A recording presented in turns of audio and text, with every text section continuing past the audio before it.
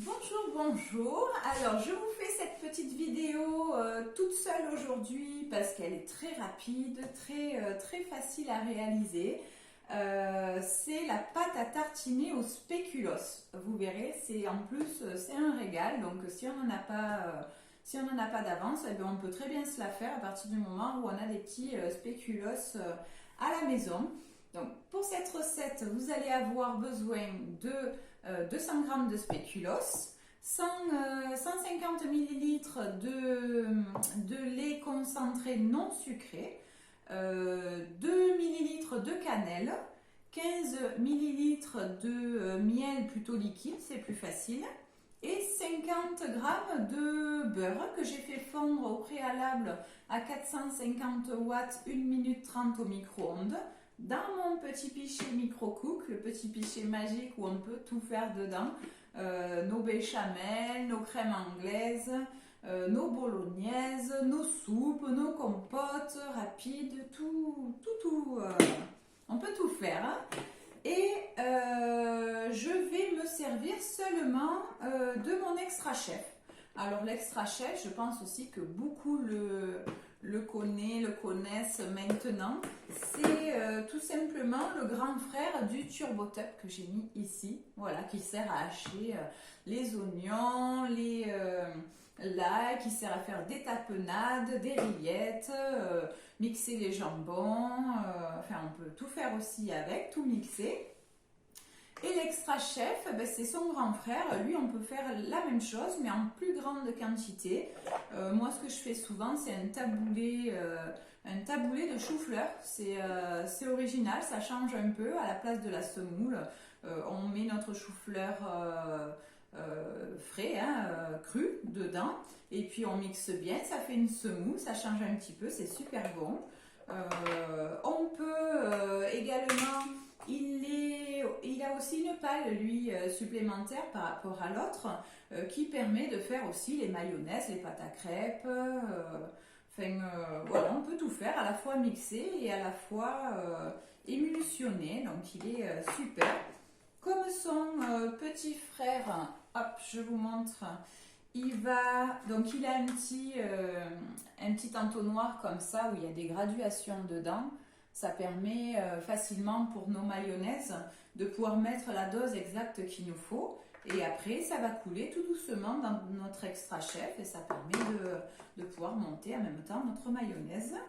Donc, comme son petit frère, il faut, quand on veut le laver, bien soulever comme ça. Il y a un petit trou ici. Donc, on passe une petite cuillère dedans, on soulève. Et on retire le petit chapeau comme ça parce qu'il faut vraiment éviter de mouiller la cordelette. Si un jour ça arrivait d'ailleurs, il suffit simplement de la tirer et de venir, il y a un petit trou ici, on vient fixer là, ça, là. Et donc la cordelette comme ça peut sécher tranquillement. Et on va laver le reste. Alors tout se lave soit à la main bien sûr, soit au lave-vaisselle. Donc tout est démontable. Au lave-vaisselle, par contre, il faut bien penser à enlever le joint dessous. Voilà, pour éviter qu'il durcisse et qu'il se fixe moins bien dessous.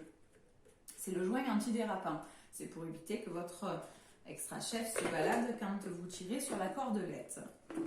Hop. Voilà, on va tout remettre. Ça, du coup, je le remets aussi. Je vais en avoir besoin. Donc, je le replace correctement. Hop. Et donc, je vais tout simplement mettre mes lames. Hop, toujours remettre la protection, parce que ça coupe vraiment beaucoup. Donc, on fait attention aux doigts. Je tiens ici pour qu'il n'y ait rien qui rentre dedans. Je mets mon spéculoos. Hop, tout simplement, je vais tout mettre dedans et puis tout broyer. Je vais peut-être commencer par mettre le beurre, tiens. Ça sera plus mou au fond. Hop, voilà. Donc, mon beurre. Donc, toujours avec ma petite spatule pour rien laisser dedans. Après, je vais mettre les 150 ml de lait concentré. Alors, vu que je ne vais pas utiliser la totalité, je vais utiliser mon dessertisseur pour pouvoir refermer en fait mon couvercle. Voilà, j'ai fait le tour normalement. Je l'ouvre et je viens récupérer mon petit couvercle. Hop, vous voyez, c'est super parce que ça permet d'enlever la partie coupante et ça permet de pouvoir refermer notre boîte après au frigo pour pouvoir la garder plus longtemps. Donc là, on va mettre les 150 ml. Je vais me mettre au-dessus. Je fais attention de ne pas en mettre au milieu. Voilà. Hop. Les 150, ils y sont. Je referme donc. Voilà. Je mets mes 2 ml de cannelle. Alors, cuillère rase, hein, donc voilà, on frotte là et on met la cannelle. Et tout simplement mon miel, donc 15 ml de miel ras aussi. Tac, on va faire couler avec la spatule.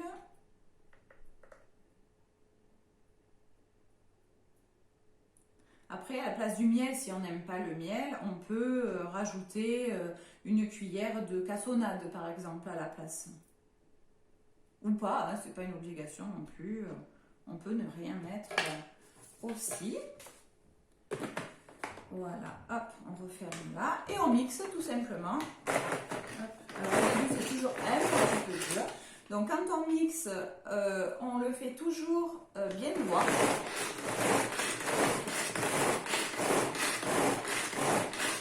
Pour éviter en fait tout simplement de frotter la cordelette sur le petit plastique.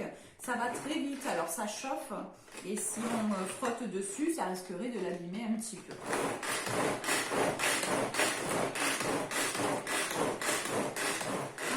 On va rouler un petit peu comme ça, au cas où il reste en haut. Je pense que c'est déjà pas mal en fait. Hein. On va regarder. Alors, on va peut-être le faire encore un tout petit peu plus. Vous voyez déjà, c'est déjà bien mixé.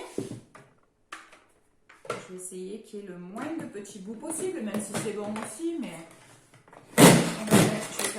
on va quand même le faire bien finement. Hop, il faut que ce soit bien dessus.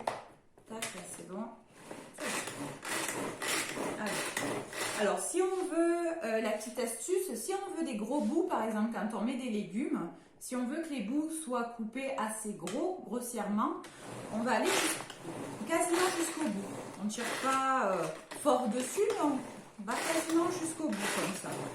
Si après on veut faire des tout petits bouts très très fins, là on va faire des petits à-coups moins loin et plus rapides, comme ça. Voilà, là ça fait des petits, vraiment des petits bouts très très fins. On doit être pas mal. Parfait.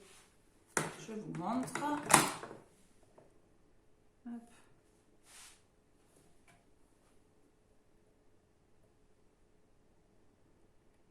va mettre ça là.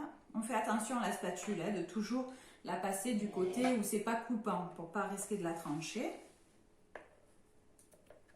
Mais voilà. Hop. Notre bonne pâte à spéculoos. Donc après tout simplement, là je vais la mettre en fait dans un petit, comme ça, un petit ravier.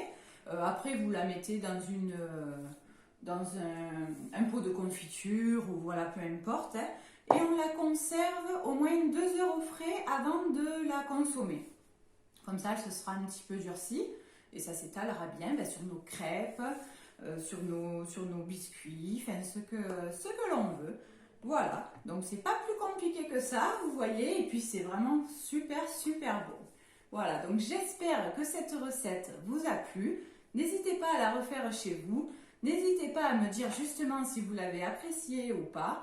Et je vous remercie encore une fois d'avoir regardé cette vidéo et je vous dis à la prochaine. Au revoir.